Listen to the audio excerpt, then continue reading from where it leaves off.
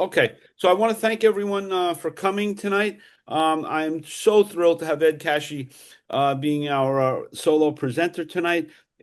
This body of work is just it's just special, and he's a really special guy.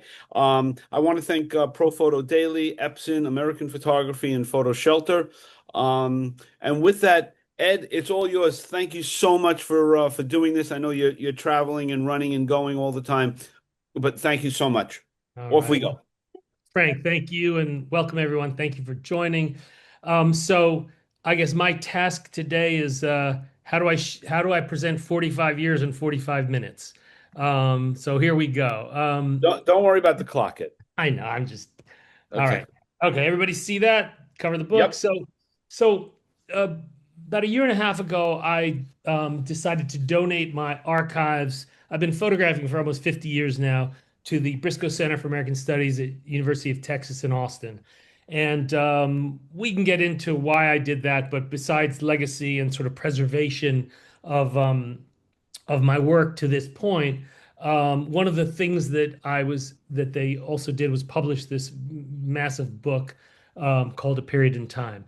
And so I want to share excerpts of that book with you and, in a sense, kind of go through my journey over the last 45 years. So, I mean, in some ways, I still feel like the 19-year-old kid who took this picture in New Orleans as a whatever, or 20-year-old kid as a senior at Syracuse University. And I went with some photo buddies down to New Orleans. It was the farthest west this New York kid had ever been in his life.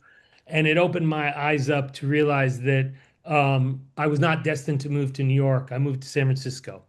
And I began my career. Also, these are some images from London when I was a student. And for me, like photojournalism and this kind of documentary work synthesize so many of the aspects of like who I am and who I've become. Where I grew up really concerned about politics and social issues. It was almost like the breast milk that I was fed through my culture, through with my friends, the anti-Vietnam War movement, the So civil Ed, rights. Yeah, was there a crystallizing moment that said, I gotta go? Like, I or got to was go where? What do you mean? I just gotta go. Like I gotta go and I gotta see the world and I've gotta shoot and Well, was yeah.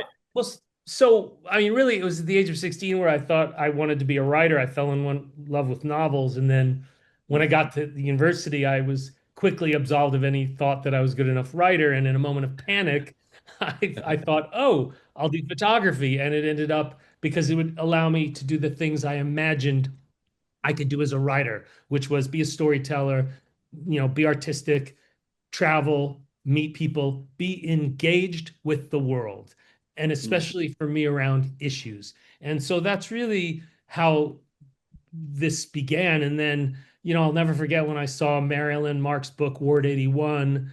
For those of you who don't know that book, you should check it out. And I was learning about Eugene Smith and Bresson and Lartigue and all the great photographers, Robert Frank, where this idea of I don't know, I'm sure a lot of you folks are photographers, but that idea of being present in the moment, that it's not just like I'm making these pictures, but I'm having these experiences, whether it's a quiet moment like this in Colombia, or I moved to San Francisco after I graduated from Syracuse, and didn't know anybody there. And it's 1979. The punk scene is transitioning into the new wave scene. I was photographing anything I could around music, but what happened was, and this is I think a really instructive point for folks, is because I moved to San Francisco and it's the early 80s, my phone was literally ringing off the hook with assignments, but it was to cover Silicon Valley. And yes, it was for Time and Newsweek and Fortune and Elizabeth Chris is here. She gave me some of my first assignments actually, but I realized like what I wasn't photographing, I wasn't using photography the way I imagined and I wanted to be a storyteller. So after a number of years of, being quote unquote successful, being published, being able to save money, traveling, all that, I realized I had to make a pivot. And so I went to Northern Ireland, and this is the first body of work. And I spent 3 years, which really became a kind of it became emblematic of the way I work even today, where I set myself to work on something I truly became interested in. In this case, I focused on the Protestant community there because I felt it was an underreported aspect of the story of the Troubles in Northern Ireland. And it really kind of epitomized how I've worked since then, which is to look for, either stories that are underreported or a fresh angle on something that we think we know. But most importantly, that I care about it, that it's something that I'm genuinely interested in, so that I would devote the time and the energy and the the finances to develop these large bodies of work. And that's really what's gone on to define, I think, my career in that sense. And working for almost 25 years with National Geographic magazine was just an extension, like an amazing extension of that, where, most of the stories I did, I proposed. Um, and, in a sense, I was able to write grants for ideas that I wanted to accomplish. But I never would have broken in with National Geographic if I hadn't done this body of work in Northern Ireland, because up until then, I'd make my pilgrimages to New York, to DC, and then it was Bob Gilka was the director of photography, and I was showing him lit color portraits of CEOs in Silicon Valley because that's all I had been doing, and of course, I never was going to work for them or any storytelling publication. So it Right. required me to go out on my own, develop a body of work, and then, in a sense, show editors that I could create a visual narrative. And also, the other amazing thing about doing this work is just 2 years ago, I was invited 3 times back to Belfast to show this work that 30 years later, this work is resonating with the people there. So during that time, I was also, after the Berlin Wall came down in '89, I went with a journalist, Andrew Ross of the San Francisco Examiner, and we went to Poland and what was East Germany and what was still Czechoslovakia. And we spent a few weeks doing stories. And one of the stories we found there was in Berlin. And so I went a couple of times to Berlin to do a project. Again, these are personal projects that I ultimately got published on like culture and nightlife in the New Berlin. Yeah, and what do you feel is your motivating force to go to these places? Is it just I'm interested and I will now go and document it? Like, how does that work for you? And how do you Well, realize? Because I'm sure that sometimes you go to places and it becomes a dud for whatever reason, right? I mean, like, what is it for you that I'm engaged? yeah. Well, I'm happy to say it's never been a dud, and I don't mean to sound like a jerk, but fortunately, I've always made it work. There's one piece I'm going to show Right. you where I had to pivot, but basically, it's not just that I care, it's that, and I think any good journalist or storyteller, right? What are the ingredients of that? It's not only that it's something you care about, you're passionate about, you're interested in, but other people will be interested in it too. Or other people should be interested in it. And I don't mean to be prescriptive, but for me, that was part of it. So, Berlin Wall falls down, Germany is united. Whoever thought, well, at that point in my lifetime, I never imagined that would happen. Well, then I'm thinking about, at that point, Madonna is doing these tours where she's basically dressing up as a cabaret singer from Berlin in the 1930s. So in this case, this is more of a cultural story. But, for me, it's really about, I mean, to answer your question, it's a mixture of personal interest, but in a sense, journalistic instinct that this is something that's important or will be interesting.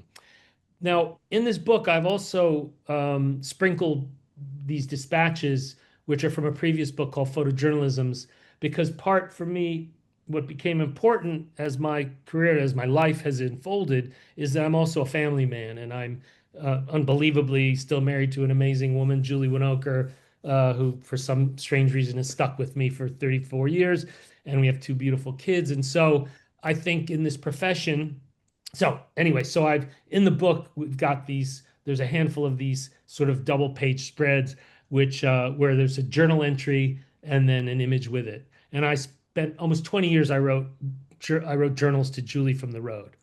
So then after the Northern Ireland work, I finally broke into National Geographic, and my first story was on the Kurds. It became a cover story. And unbeknownst to me, this would be a subject that I'm literally going back later this year to continue work on it. Went back last year to northern Iraq, Iraqi Kurdistan, for a huge exhibition of my work. And, so again, the other aspect of doing this kind of work, it's not just the professional element. There's this deeply personal connection. And so also both my parents are from Baghdad, from Iraq. They immigrated in the 1940s to New York City, where I was born. I grew up as an American kid, a Yankee fan. I didn't think about this Iraqi heritage. And it wasn't until I worked on this project about the Kurds that I then went to, my parents' homeland, and I learned about my own history. So again, there's so many profound aspects to doing this work besides just the professional parts of it. And, Um, and, and Ed, can you speak to the value of a person like Elizabeth and the other editors at the Geographic on their influence and their, recognizing what you're doing and the importance of that? Well, yeah, I don't know. Well, I don't know if it's still the same. I don't think it's the same at the magazine anymore. But when I Okay. had the good fortune of working with people like Elizabeth, where literally we would go to DC and I would sit with Elizabeth. I worked on one story with her where we would go literally from the very first frame of the story, whether it was 10,000 or 40,000 images, to the very last frame um, in order, I'm sorry, in chronological order of how I shot it. And I cannot tell you how much you learn by doing that. I would urge all of you, for all the victories you learn, I just learned, like, how many dumb mistakes I made, or how impatient I may be, or it'd be like, you'd watch a situation unfold and then I would suddenly go somewhere else, and then my editor would be like, why did you leave that scene? Or I would shoot 25 rolls on something and none of it was any good. So anyway, it was an incredible learning experience. And one of the major things you learn is less is more. When you're having to winnow down tens of thousands of images to 14 images that appear in the magazine. Of course, it's different now with digital platforms. It's very different than it was 25, 30 years ago. But you learn so much about letting go, about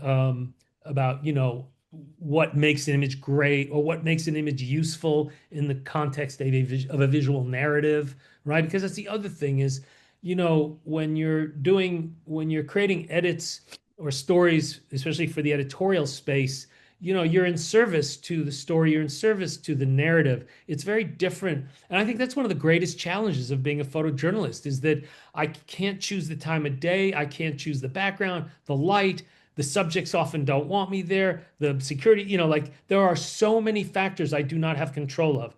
And of course, people who do conflict work all the time, or people who are, let's say, we're in Minneapolis, or who are in, the Middle East now, it's even more extreme in that sense, because they're also facing danger, physical danger. So that's one of the great challenges of doing this work is how do you insert yourself?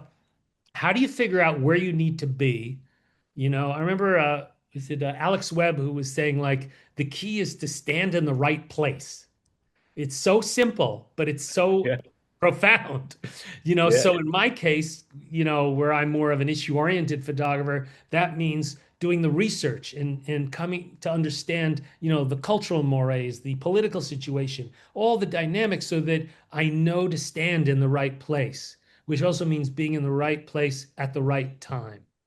So anyway, and again, like all of these, so many of these skills were honed. I did 17 stories for the magazine, for the Geographic.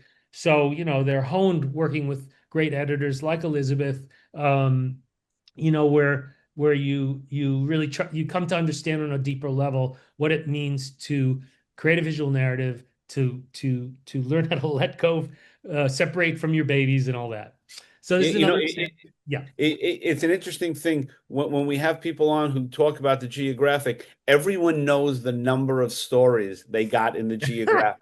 It's not like I worked for Newsweek, I worked here, I worked there. I did 17, I had 17 presentations in the magazine. It's very, very interesting. I mean, it just Well, goes to I probably did 100 assignments for Fortune, but I can only remember a few of them. right. That's exactly what I mean. I mean, the geographic is in a whole other category. My God. Well, Okay. and also I had this, the great privilege and good fortune to work with them when they were still able. I mean, they're still great, but they were able to, my initial contracts were 26 weeks, 25 weeks. So towards the end, it was more like 5, 7 weeks, but still, you can do a lot of great work in 5 weeks. Yeah. So, anyway, so this is another example of this sort of a journal entry. This is in the Crimea. And these journal entries, some of them are deeply personal, some of them are reflections on whatever, how I miss my family or what I witnessed that day, how it might resonate with something deeper, in my own personal experience. And Ed, Yeah. those are letters that are written to Julie. Yes. Okay. Okay. Yeah. Yeah. And they were compiled into a book called Photojournalisms that was published in 2008 by an Israeli press. So this is the first story that I worked on with Julie, where we met in San Francisco. She was a young writer. My career was sort of taking off with the geographic in that editorial space. And the previous year, I had been on a project about water problems in the Middle East for the magazine, and I went to the City of the Dead in Cairo. And so this is another thing of like you have to get out in the world to learn about it and to know what you might work on. So I had noted that this incredible place, this cemetery on the northeastern outskirts of the city of Cairo, one of the most important cemeteries in the Islamic world, where hundreds of thousands of people live in it. And so Julie and I went back. We weren't married yet. This is the first, we're just dating, and this is the first thing we did together. Ultimately, this story was published in a number of magazines, but it's like a novel look at overpopulation, urban migration, and also just, a uniquely Egyptian story, where tombs are now small factories or weaving. This is a glass weaving, sorry, a glass blowing factory. So they had removed the bodies from the tombs and now they were inhabited either by people living there or people working there. And we spent 3 weeks on this story. There's a wedding. It was just amazing. The complete sort of cycle of life was happening in a cemetery. This is Manufi, the pigeon man. Many people collect pigeons. And the dogs were intense. They were actually scary when there would be more than a few of them like roaming and they'd see you. All right. And And then, so and you can remember that like yesterday, huh, Ed? absolutely. And then another amazing thing. Oh my God. So 2 years ago, You can, I had an exhibition of this work in Cairo at the Citadel. And I was invited to the American ambassador's residence. wow. And she's a Muslim Kurdish woman from northern Iraq. I mean, I started to cry. She actually hugged me. I was like, "Oh my God, in the 1970s, you were a refugee and you are now the American ambassador to Egypt. Like this is what makes America great. Women like Right. her." And it was just and again, this is what I call, if you live long enough, these circle of life moments where things come full circle. So anyway, I'm not going to start crying. Okay, so this is an example, Frank, of something where I went in 1994. I was invited to do the Day in Life of Thailand book, and I thought, okay, and this is something I would do all the time. It's like, I'm going to Thailand. I always wanted to go to Vietnam. I grew up with Vietnam in my brain every day because of the war, and so I decided I'd go to Vietnam to look at, the burgeoning youth culture. So I get to Ho Chi Minh City, and this was an example where I was like, I don't know what I'm doing. I don't know how to tell the story, but I pivoted and realized like I've never been in a place where almost all of life happens on two wheels. And so I spent the next 2 weeks riding on the back of motorbikes. I hired a young like college student who spoke some English, and I did this sort of free form story, motorbike culture in Saigon, which was also ultimately published. This little girl is doing her homework on her dad's back on the way to school, bringing produce to market. So this is probably the only picture that sort of addressed youth culture, but this is one of the only times where I went out in the field with a very specific idea and it didn't pan out, but I was able to pivot. I hope I'm not talking too fast. I've just had a cappuccino. No, no, no, no. You're fine. All right. Okay. So, again, I always need to come back to the personal and, something that I really, I feel is really important to express, especially for younger photographers, especially for women in the profession, that this is a cruel profession for families. It's hard enough on relationships, but for families. And, I'll never forget, it was 1995 and I was working in Hebron on a project, which I'll show you some Jewish settlers in the West Bank. And I ended up working for about a week beside David Turnley, and who at that point, was, going like he was all over the world covering major frontline conflict and news events. And he had just had a child, and he said to me, and my son, who's on the left, Eli, was maybe 5 months old at that point, and he said to me, "I don't let editors know I've had a child because I don't want them to Huh? hesitate to call me with an assignment." And I thought, that's so fucked up. It is. Yeah, But that's the reality. yeah. Actually, I will not name, but there's a great young female photographer right now who is pregnant who doesn't want people to know. So I'm just saying the point is Wow. that I find it so ironic that in a profession where we're supposed to be humanists and we're supposed to be so sensitive and care about the world, but the profession doesn't, it feels like it doesn't give a shit about us. So I don't mean to, Mm. I'll get off that soapbox, but I do need to express that. And I do see it getting better. I will say that. So Yeah, anyway, but in all industries, it's sort of that way too, right? I mean, the companies say, okay, that she's a young woman, eventually she's gonna get pregnant, on and on and on, and we spent all that money training her, whatever the profession is. You hear and see that all the time. yeah, I think the only difference with this particular profession is there's just some like for 35 years I was gone 8 months out of every year. So Mm. essentially, Julie, single parented for half of our kids' lives. So that's a lot to put on anyone, a mom, Yeah. whoever's running, who's ever wearing those shoes. So anyway, it's just look, but So, does Julie responsible for your kid playing shortstop or you? okay. Kid's a great shortstop. The kid is a great shortstop. So when I was 13 years old, I said to my mother, who just imagine she's this immigrant from Iraq who had a sixth grade education. She was married to my dad through a matchmaker in Baghdad. And at the age of 13, her son says, "If I don't grow up to become a baseball player, I want to die." And I just remember the look on her face. It was like a cold autumn morning in front of the junior high school. And I think she was like, "What's happening with my son?" Anyway, so Okay. I did not go on to become a great baseball player, but thankfully my son did. Yes. Yes. All right. Yes. Yes. Anyway, actually, Frank's son and my son played against each other in New Jersey in high school. So I spent a lot of time, the equivalent of years over the last 35, 40 years in the Middle East. And so in the book are also some excerpts of images. This is from Syria. This is from Beirut, Lebanon. These are Mm. Palestinian horse trainers. So, and again, with all these images in the book, you've got captions and all that. And this is a poem I wrote. This is in 1996, working on a story I pitched to the Geographic looking at Beirut after the Civil War. Um, and this is an image from that story. You guys let me know if I'm going too fast. No, you're This, good. this is the only section of the book which is like a medley of images from an area. All the other sections are excerpts from very specific photo essays or large projects. Wow. And then in 2003, I decided to send myself to cover the invasion of Iraq.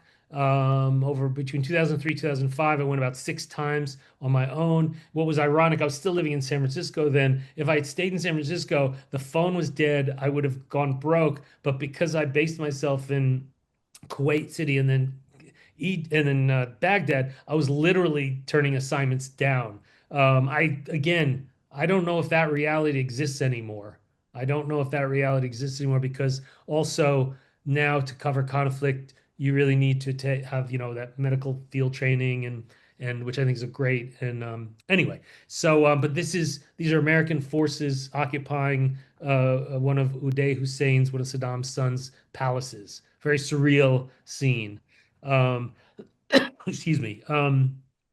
So this was a moment where this is in April of 2004, after we invaded Fallujah and we killed over 400 people. Really, that was the turning point in that misguided conflict to begin with, where it was just lost. And you would usually never go out alone. So I was friendly with Stephanie Sinclair at that time, and we went Mm, out together with our fixers and in two cars. And so we see this humongous black plume of smoke from across Baghdad. We drive towards it, and then as we get there, we get caught in crossfire. It was an American convoy that had been hit, oil tanker. So that's the cause of that huge the smoke. And then on our side of the highway, the insurgents are firing at them. So we had to jump out of our cars, jump into a ditch. I don't know. I felt like 15 minutes, however long it went on. Once it stopped, this is the moment where I'm running back to the car. That's Stephanie's fixer's hand on the left. And when we got back to the hotel, my fixer, who is ashen there, quit on me. He was like, "Mr. Cash, you're a bullet magnet," and he didn't want to work with me. So this is a quiet moment in Jordan. This is from the water story for the Geographic. and your dispatches that you have in there, what has that done for you, as you put together, a collection like this? Um, well, again, it's just a reminder of how important my personal life is, you know, integrate how important it is to my life, my work. You know Mm, that being, I think, becoming a parent. And I'm not saying that if you're not a parent, you can't have these sensitivities. I'm speaking for myself. Becoming a parent made me like it basically expanded my emotional range as a human being, mm. and so it made me a better photographer. It made me a better person. It made me a better journalist. It made me more empathetic with a wider range of human experience. And is there any commentary in there from Julie? Yes, so at the end of the book, so I asked her to write an addendum, and actually, it's amazing. It's amazing because she doesn't do, a stand by your man thing. It's basically, I feel sorry for Ed. And she goes on to talk about I knew when I met him that this is who he was, this is what he had to do, and to love him meant he needed to have that freedom. But I feel so bad for him because he missed the birthdays and Right. my son's big baseball game. Like there's so much that I missed, and it's just so beautifully written, and I feel like I know anytime I've read it to folks or folks have read it, particularly women, they feel I just it's amazing. I would urge you all, whatever. It's so powerful and it's so real. It's so Right. real. Yeah. It reflects who she is, which is she has this ability to give unconditional love, but she also is not afraid to sort of lay it on the line how it is. Mm, mm. And also weave into your commentary with the Talking Eyes Media and how that happened for you both. So yeah, so I mean, as you go on. Yeah. yeah, I want to actually. I'll bring that up in a little bit. Okay. When I talk about the aging project, because it's germane. Right. So anyway, so this is one of the sub stories I did when I was working in Iraq was looking at the new Iraqi police. I found a officer who would let me go out with him on runs. Every time we went out, someone died. I don't Mm, know if you guys have done like drive-alongs with cops and with police folks in America, but usually nothing ever happens. But then it was just crazy. It was just crazy. This is from that series as well. And so what I would do is while I was based in Iraq, let's say for 1 2 month periods, again on my own time, I would be pitching ideas as I saw things, or I would get assignments. So like I thought, okay, I'm really interested in the new Iraqi police. I spent weeks going out with them, and then ultimately got this published in a few European magazines. So, okay, so this is from the 3-year project I did looking at Jewish settlers in the West Bank. again, I was intrigued, like why would you want to move to a place where nobody wants you? There's so many issues. And, for me, it's also sticky because I don't agree with them ethically, politically, morally. But similar to the Protestants in Northern Ireland, they're still human beings. And so I wanted to get an idea, I was interested in exploring this particular aspect of the Middle East and specifically Israel and Palestine. And after 3 years of working on this project, I published the work this is in 1996 in what the first Murdoch online publication. I think it was called like I'm I magazine or something, and then salon.com. And I made the mistake. I learned a very important lesson here that you have to be careful what you put on the internet. So the next time I went to Hebron. The head of the Jewish community had a printout of the web page because I equated the settlers with Hamas as obstacles to peace. And I still believe it, and I believe it more than ever, by the way. But he held that up and he said, "You are not welcome here anymore." And my project is the only time in my career where I've had a project just killed because the subjects or the people I was documenting saw the work and then said, "We don't want to work with you anymore." These are And was it part also your commentary as well that that got you to that point, with the those groups of people? Oh, it was only the commentary. The Right, pictures, as you saw, the pictures aren't right, damning. I mean, I don't right. know how to damn people in photography. I think I'm too nice of a guy. Just, I don't know. Some photographers are great at that. Like some photographers are amazing at capturing humor, I tend to be more this sort of candid intimacy, very, that's I think my strength. But anyway, but it was the words I wrote. It wasn't my pictures. These are Ethiopian Jews at the Church of the Holy Sepulchre in Jerusalem. And this was from a story for the Geographic I did on Pakistan. And one of the issues I wanted to deal with was, burnt women in Southeast Asia. I was able to find a doctor in the hospital in Lahore who ran the burn unit, and he let me in. And then I got permission from this woman's family. Her husband had thrown acid on her face. Um, so this is the work on. I know we're pivoting all over the place here. I hope you guys are with me. So this is from my almost 8 year project with Julie called "Aging in America: The Years Ahead," and in 1995, after working for a bunch of years abroad, I just realized, for all I thought I knew about the places I was going, there was so much I didn't know, and I needed to turn my camera on my own culture, on my own society. And as I looked at what would be one of the great themes of my lifetime, in the grand tradition of documentary photography, from the FSA movement to the covering of civil rights, Donna Ferrato and domestic violence, on and on, all the great bodies of work that have been done over the decades. I thought aging would be a theme in my lifetime that would be important and that I felt I could address. So Julie and I spent, like I said, almost 8 years. We went to 25 of the 50 states, published a book, did a 1 hour PBS documentary, website, so forth and so on, exhibitions.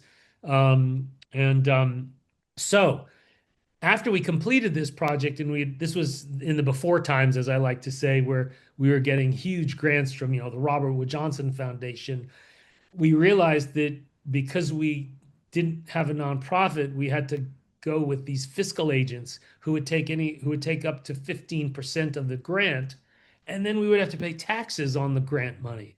And so for both practical reasons and sort of spiritual reasons of, that we do this work not to make money, but just to be able to do the work and to get it out there, it would be wise to start a nonprofit. And so in 2002, we co-founded Talking Eyes Media, and Julie is the executive director of that. She continues to run it, and that enabled us now to go directly for grants. So it's to this day, it's a mixture of grants and commissions, and essentially it's a nonprofit production company where we produce books and mostly films and exhibitions. And we spent 10 years in collaboration with Rutgers University in Newark doing a project called Newest Americans, looking at immigration.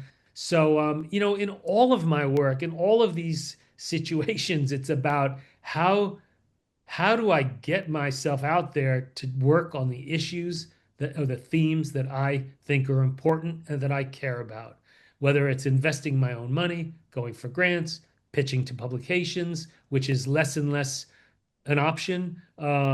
Working in academia, which is increasingly an option. Julie and I are scheduled to go to India at the end of May to work on a project documenting the impact of heat stress on women workers in the informal industries. And we are funded by Harvard University, the Pulitzer Center, and a small NPPA grant. So it's like cobbling together funding so I can get out there and we can get out there and do the work we want to do, focus on the issues that we care about. So So Ed, all of that is being proactive, right? I mean, those grants just don't walk in the door. That's, the legwork around that is intense. intense. And I mean, success is maybe like 5 or 10% of the time, the hit Really? rate. I mean, so you also have to have a really not just thick skin, but you have to believe in what you're doing because you have to dust yourself, get up and dust yourself off a lot because Every there's a day. lot of rejection and disappointment. But I've always tried to not. I just accept that that's life. That's just Right. life anyway. And so you have to keep on moving forward. But again, that's why you've got to believe in what you're doing. That's Yeah. where I feel we get our strength from, in if we really believe in what we're doing. and So and the strength that you must have, you and Julie doing this now at this stage as a team, right? I mean, that's pretty. I mean, that's of course very, very intense and very, lovingly passionate about what you guys are doing. You're doing it as a team. So I mean, I'm going can to tell her that later. No. but can you speak to that a little bit about the team piece of Yeah. Oh my you know gosh. Absolutely. I mean, Julie makes me better. I hope I make her better, but she definitely makes me better. And we have very complementary um skills. I always say Julie is that, last eyes on it person, yeah, that yeah, if I give her a piece of writing, even a photograph, but especially writing, and she says it's good to go, I don't need to waste a second questioning that. And those people in the world are are precious and so important because I'm not I can be a detailed guy in some ways, but I'm much more of a big picture person. So I'm like the dreamer and I'm OCD and I'll come up with all the, this is how we're going to do it and blah blah blah all that stuff. But in a way, Julie is like the implementer. And then on the creative side, she's a great writer, great editor, not a bad photographer too. It's kind of annoying, and she's even a good video shooter, really annoying. Like, what the hell? No. So anyway, I lucked out. And I don't mean to make fun or be like I yes, feel really blessed and also, you know, our kids are grown and gone and launched. So after decades of being separated so much, we can now not just work together, but be together. So I feel really blessed in that way that we made it to this point, and now hopefully we have a lot of juice left and ideas to continue to create great work, but do it together. And right. it's just feel really Oh, fortunate. And I also say, folks, that it feels like I don't want to say mean time, but it's a tough time in this profession, really tough. And I feel the ageism in my case. I feel there's a lot of like dynamics going on that even with whatever my track record, all that that it's not easy. And so I take great solace in knowing that I have like a creative companion that we can go out and work on things and execute on things knowing that what we create, something good will come from it, you know? mm, So yeah. And then, all right. So then yeah. after, Wait, yeah, wait, go ahead. just the previous slide. Start there. So this was probably, so this is Warren and Arden. Probably, I always feel like of all the stories we did in those almost 8 years of doing aging, this was the most poignant Arden is 90 years old on the left, Warren 76. They met at a Walmart. This is in rural West Virginia. We went there to do a story about rural hospice care. Excuse me. We found this wonderful organization, Hospice Corporation of America, who is doing great work. And we got them to agree to let us meet a bunch of families that were in that situation. And thankfully, a few said yes, including these folks. And so Warren and Arden had met in the Walmart. And then one day, Arden shows up without his wife, Maxine. And then and then the younger man moves into their farmhouse to take care of them. And then scroll a couple years later, this is the moment that Maxine is passing away. And so, yeah, it was a yeah, this is in some ways, one of the most profound things I've experienced, not just because of the moment, but just I don't know if you guys can relate, or I hope some of you have experienced this. Like our camera gets us into situations where it's like I have to pinch myself. I can't believe that I'm witnessing this, or I can't believe I'm being accepted into this situation, Mm. and that even if I just put the camera down to just live those moments, they're extraordinary, Now, being with Iraqi police, that's another different kind of extraordinary, um, you know, much more like world event, big picture, but even these small, incredible moments, they mean so much. They do. So They then do. after that project, then Julie's father, we're living in San Francisco. He's in New Jersey, where Julie's from. Herbie, he's 82 years old at that point, showing signs of dementia and Parkinson's disease. So we moved to New Jersey to take care of him, and we moved him. We moved him into our new home, and he lived the last 2 years of his life with us. And again, I mean, Julie didn't need this education, but I absolutely did. That after all the work I did and all I witnessed in the course of the aging project, this is a case where it made me a better human being. And when we reached this point, there was no way we were going to warehouse Herbie in a facility, because I wouldn't have the life I have without him. And also, it's just the right thing to do as long as one has the means to do it. So we moved our family across the country, moved into our home. He lived with us for his last 2 years. He died in our home similar to the scene.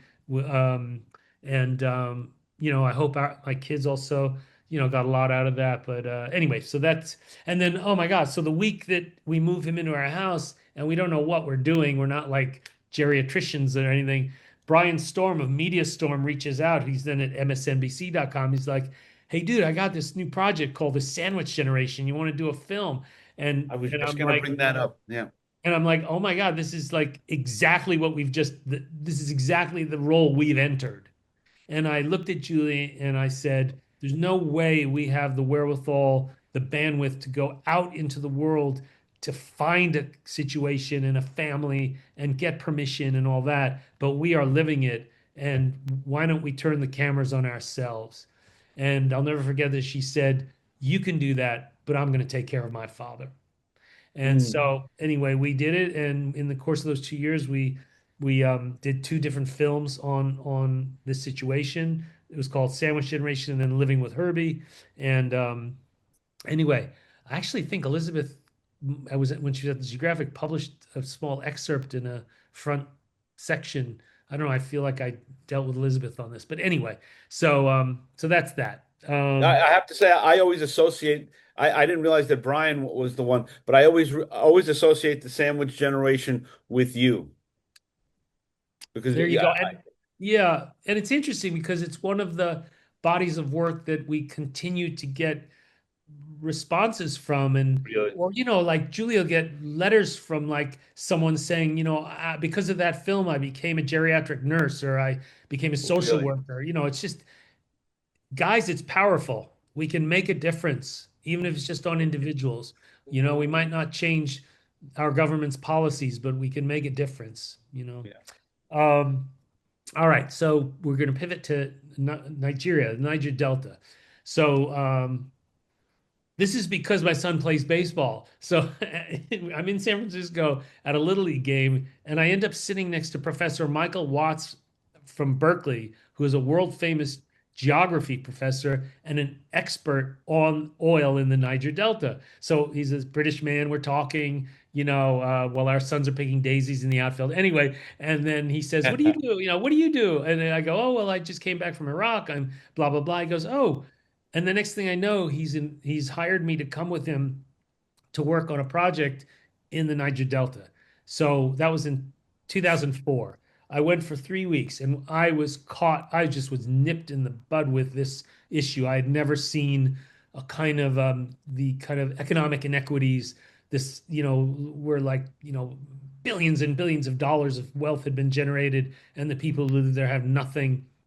And so again, this became my next personal project. I spent almost 4 years going back and forth and, developing this body of work. Ultimately, I was able to write a successful proposal to the Geographic to do a story about the Niger Delta. So it wasn't just in that case about oil and conflict, but also about daily life and, the different aspects of that place. It's the third largest wetlands in the world.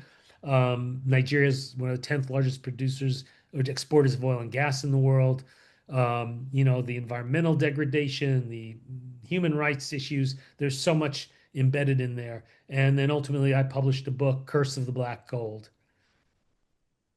One of the beautiful things, again, I can't address the way the Geographic is working today, even though I think to some degree there's still a bit of this. But when I would work with them, so I might do a story that was like issue oriented, oil in the Niger Delta, but we would also look at culture and daily life, that it was a more of a kind of full bodied look at a place or a people or an issue.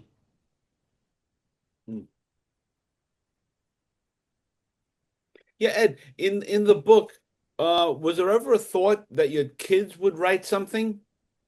In which book? That with the dispatches that you're showing. Like Um, we have letters from Julie. yeah. That's a great question. No, because at that point, our son, who's older, was so shut down emotionally. He's a super Mm, sensitive young man now, but he was very shut down emotionally. And I just think our daughter was, 7, 8 years old. I think it wow. was just too young. No, But but I mean in great retrospect. idea, though. No, I was saying in retrospect, like now to have put something in there as well. But yeah, I get it. I get it completely. Well, let's find a publisher to reprint it. If that Second edition. There you go. anyway, um, and like with an image like this, I'm trying to show the juxtaposition of like Yeah. people are living right next to this Exxon Mobil facility. This is not okay. This is the largest abattoir, which is an outdoor slaughterhouse in the Delta. There's bones and tusks piled up. Mm. Um,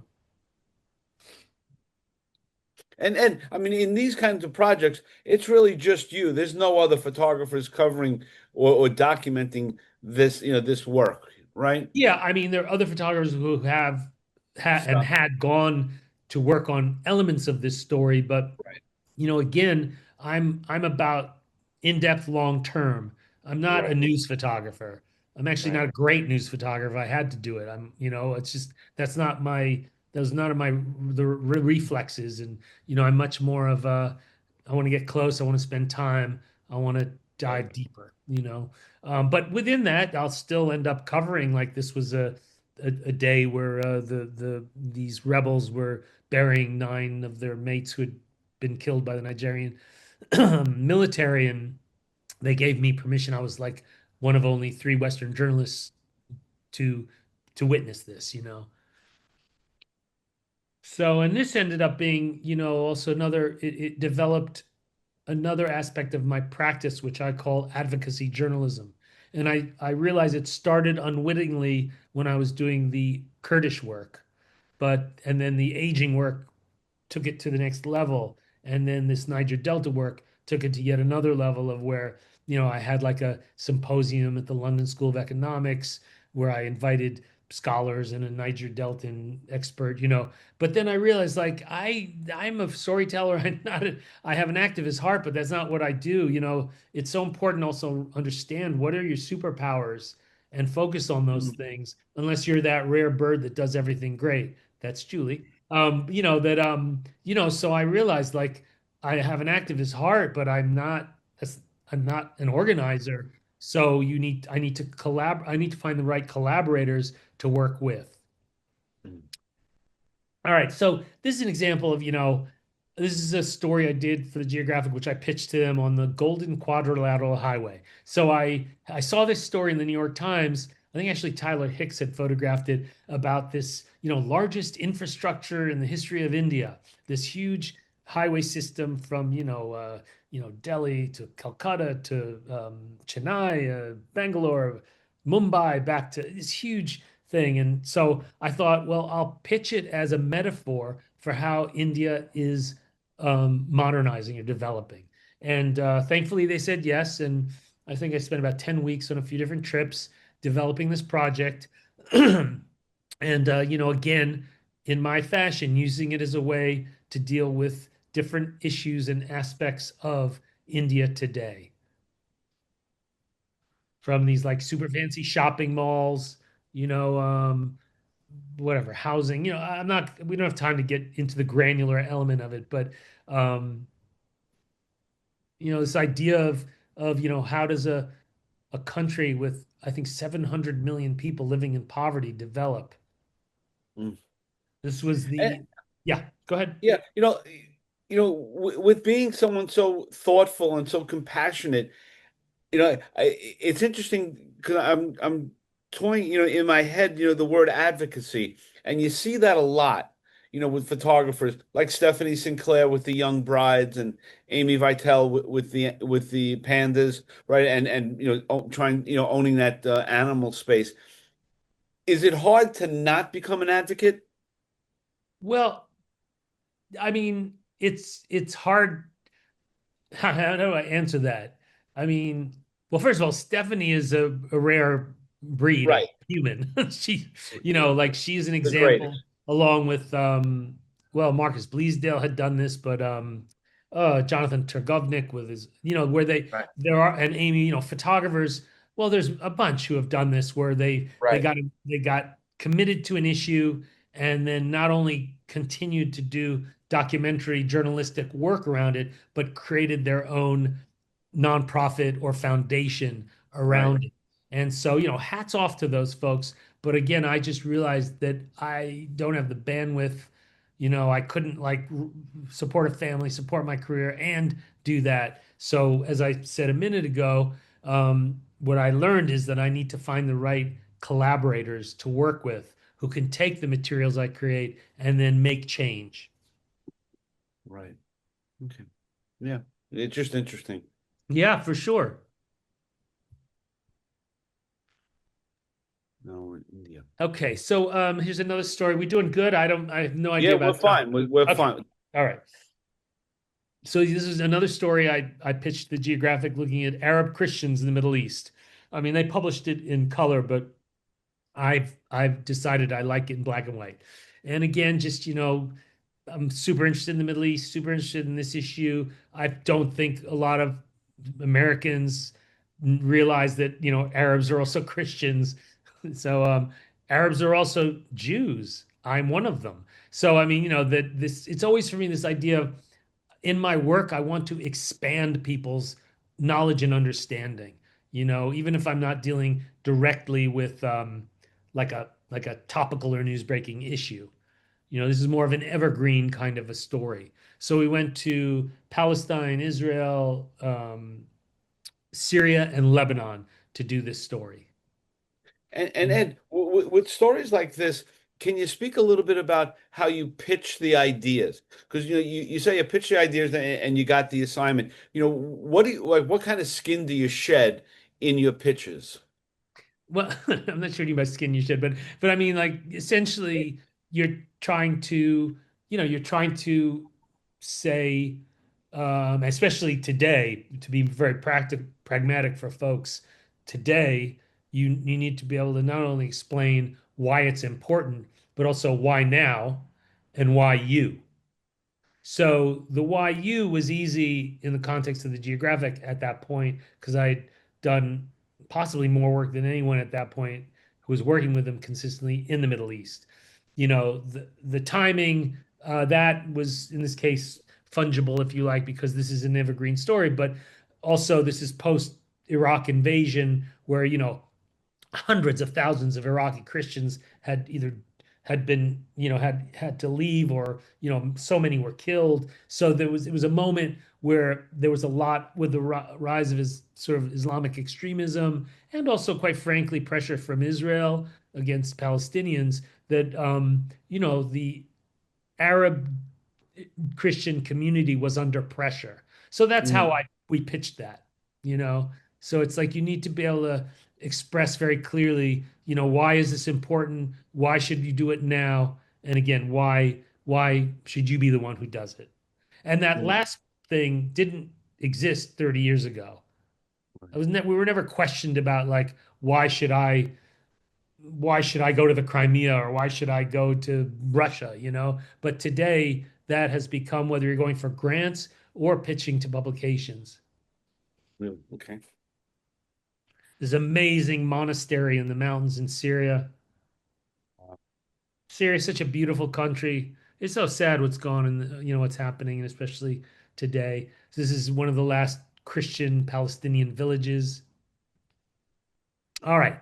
So in 2013, the Syrian civil war is like 3 years old. I had worked a lot in Syria up to that point. Actually, in 2008, I did a story for the Geographic on Syria, and I spent 2 hours with Bashar al-Assad, and I never would have imagined then what would happen a couple of years later. But anyway, I was trying to think of, how can I do some reporting about the civil war there, or the impact of it. And so I knew that the International Medical Corps, IMC, which is basically America's Médecins Sans Frontières. They're based in Los Angeles. Amazing organization.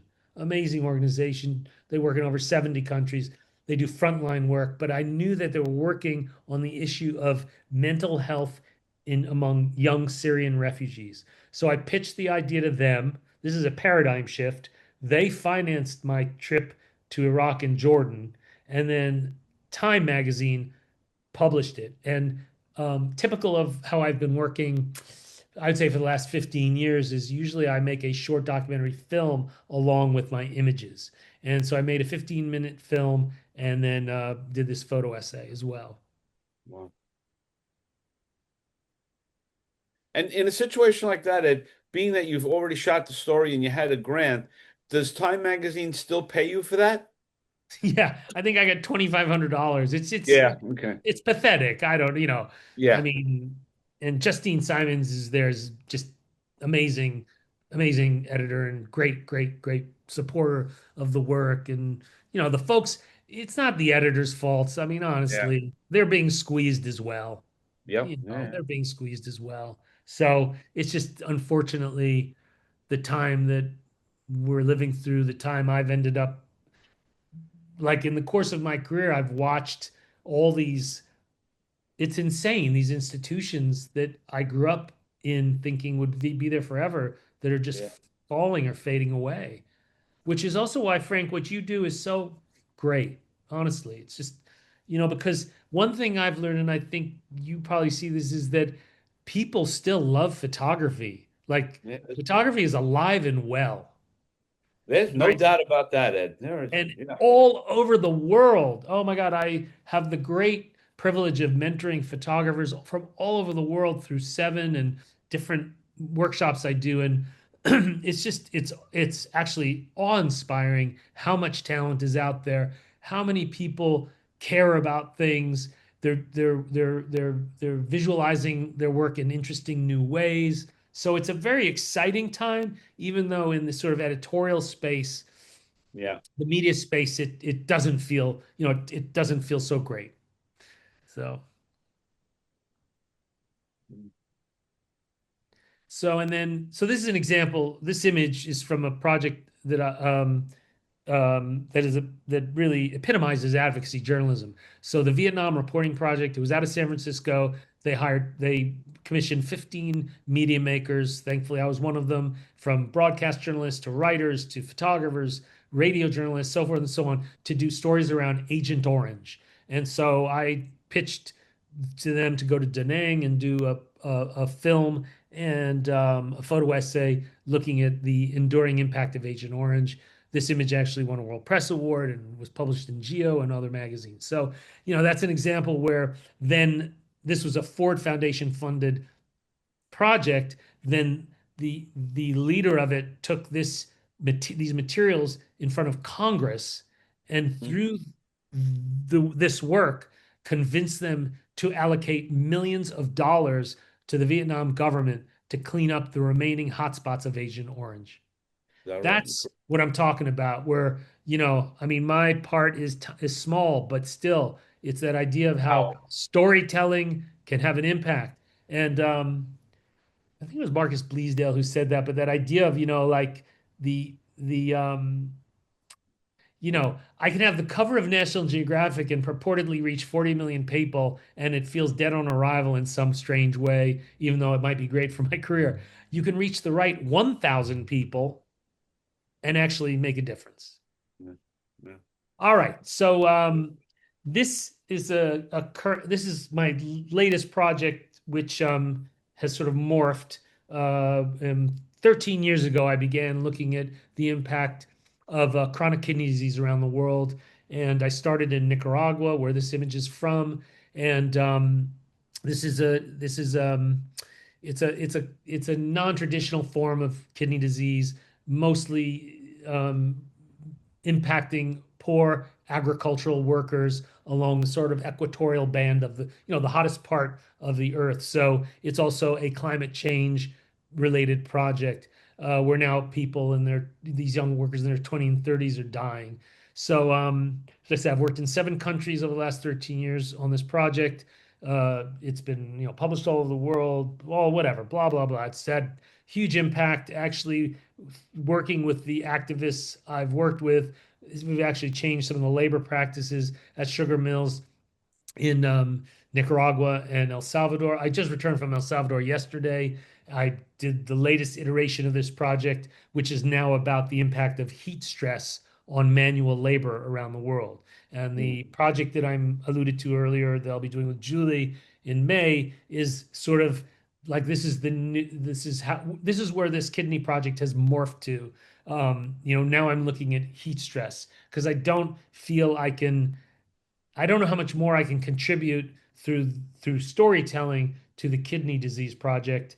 But anyway, and also this work was um, acquired by the Library of Congress, which really is quite meaningful. Again, coming back to the Briscoe Center and the archive, this idea of that you can create work, or you might be able to create work that lives on and can be used for education, for research, for media and so forth.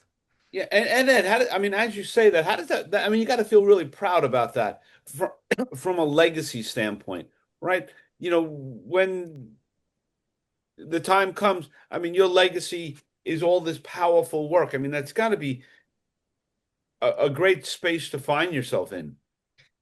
Well, it definitely cuts down on the therapy bills, that's for sure. No, I mean, I think like a lot of people in my Yeah. position, we're fueled by God knows what, but just yes, of course. Right. I mean, not to be morbid, I could die today, and I know that I've, done well and lived a good life and all that stuff. But, Yeah, yeah. but it, it's interesting. Like when I have, I have the great benefit of knowing Susan Meiselas, and we occasionally talk, and I love where she'll just look at me and she'll go, "There's still a lot of work to do." Uh, And I think I take that as a kind of talisman, it's true. No matter what we've accomplished up to this point, there's still so much work to be done, because, we'll never be done in a way trying to figure out how to improve the world, how to contribute, how to educate, how to teach, how to open up people's minds, you know. So I think, but yes, I feel very fortunate for sure. All right, so I think this is the last image, and I was going to show a video, but we're having technical problems, so I'm not going to show it. But this is the cover of my previous book called Abandoned Moments, which is just to end on this note of um, on a sort of lighter note, where from the early on in my career, even when I was a student of photography, I kind of fell upon this.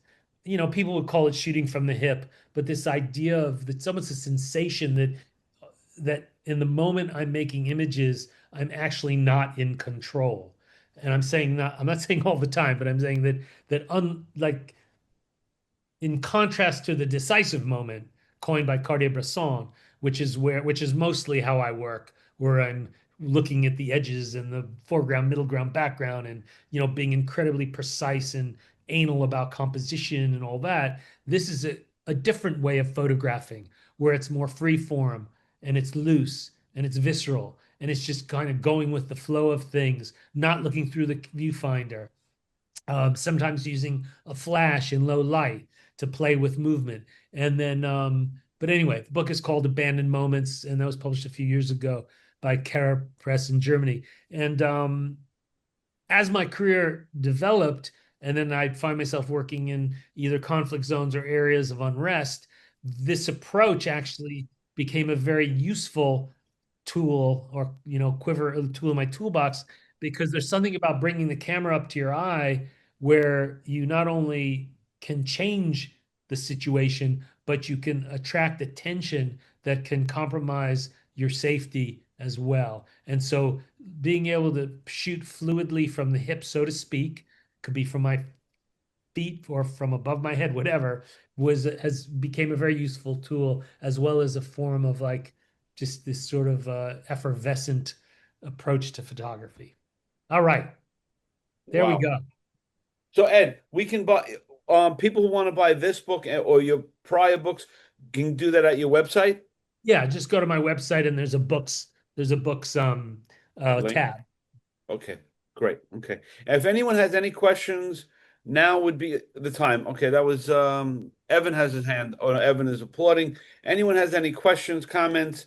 You'll see some nice comments in the chat room. Uh, And I'm watching this on my phone because my ancient Mac is playing games with me, so I'm seeing it very tiny. I just want to say that Ed is one of the standards of the profession, and many of us, me included big time, look up to him for decades since I was a young man. And I want to thank him and you for bringing such an important photographer again to show his unbelievably fantastic work. Thank you. Thanks. very, very nice. Stefan Fulker. Any questions? So where do you go from here, Ed? Or you have a Um, So, so I was telling Frank before we started that Julie and I decided to rent our house out in New Jersey for a year. So I think we are like a lot of folks at this age and stage, we're house rich, cash poor. So, so we like in some ways we can't afford our house anymore. So we decided to rent it for a year, and we're about 7 months into it, and it's been amazing. And we're using this time to develop a book project we're working on called American Sketches. We've been mostly working in the Mississippi Delta and Eagle Pass, Texas. We've made maybe 8 or 9 trips over the last 2 years to on that. So, and then to be with our kids who are in Amsterdam and San Francisco, and then just taking on commissions. Like I said, I just returned from Guatemala and El Salvador last night on a 12-day project. So, it's just a mixture of things. And we have the great fortune of having really good friends in New Jersey area that are letting us stay with us when we do come back here. But we're basically sort of you know, just hopscotch? hopscotching around, taking advantage of this freedom. And yeah, and it's kind of nice not to have the responsibility of a house and actually have it make us money instead of make us lose money. Yes. Yeah. Yeah. Amen. We all know that feeling. We all know that. Yeah. Any other questions or comments? I have a Now would question. be the time. I have a question.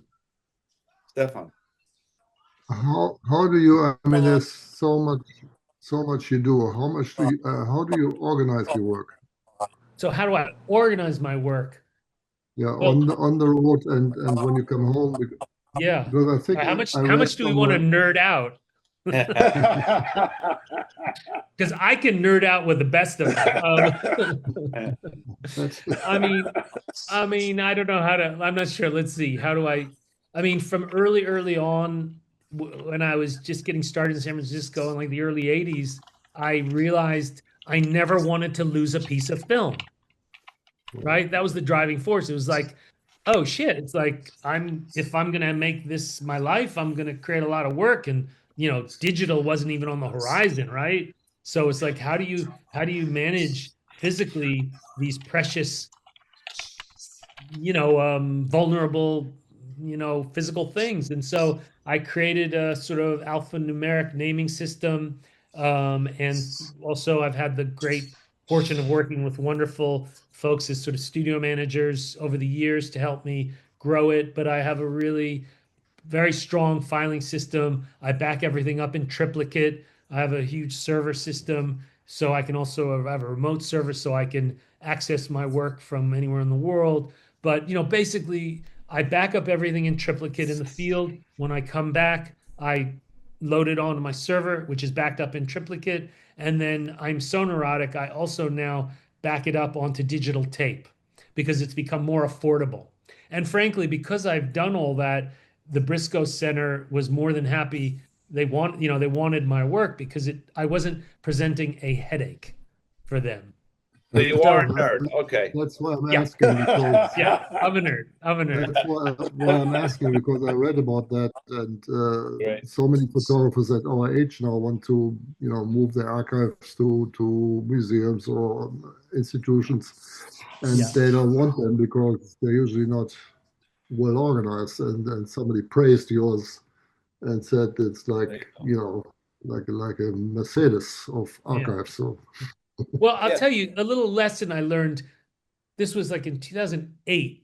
I was having an exhibition of the Niger Delta work at the George Eastman House Museum, and the Allison Nordstrom, who was the curator then, we were talking, and I'm not going to name the name, but we were talking about a photographer who is like one of, a living legend and a hero and all that. And I don't know how it came up, and I was saying, well, surely, you would want his work. And she was like, no. no way, it's so disorganized. Noted, Right. noted. That, So that's I was really already really good in my archiving, but like I picked up on these things along the way, or working with the geographic where, you have to have your shit together. Right. Not just the geographic, but Yep. especially as a photojournalist, we have to be organized because we're being responsible for information besides the artistic aspect of it and all that. It's also about information for the public. And so our captions need to be factually correct, all of that stuff. So right. for me, the idea of photojournalism from the Sure. early, when I was 19 years old, it was something that I held up as a sacred trust, like it Yeah. was. So Yes. But Yes. also, you sprinkle in there budget cuts for all the different institutions.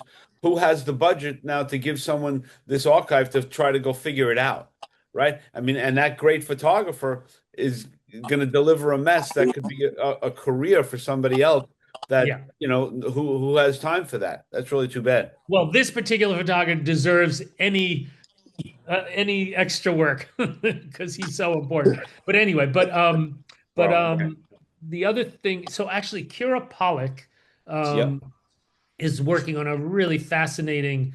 I think she's at Harvard now. She was the photo editor of So, Time and New York Times Right. Magazine and Vanity head Fair. of Anyway, World Press. She's the head judge at the World Press. Right, but she's pursuing this really interesting line of research and inquiry about photo archives and using AI.